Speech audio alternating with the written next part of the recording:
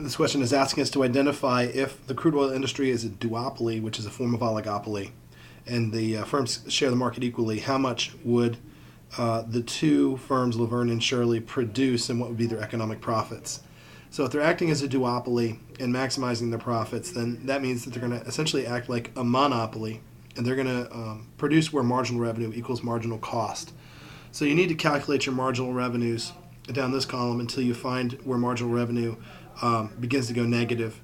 So the last place where marginal revenue was positive is at 80 barrels of oil, because the marginal revenue is 100 when I go from 70 to 80 barrels. When I go from 80 to 90, it's negative 100.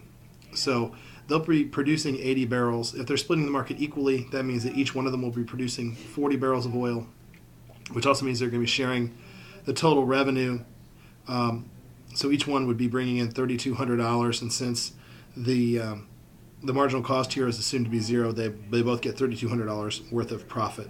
So the answer to this question is B.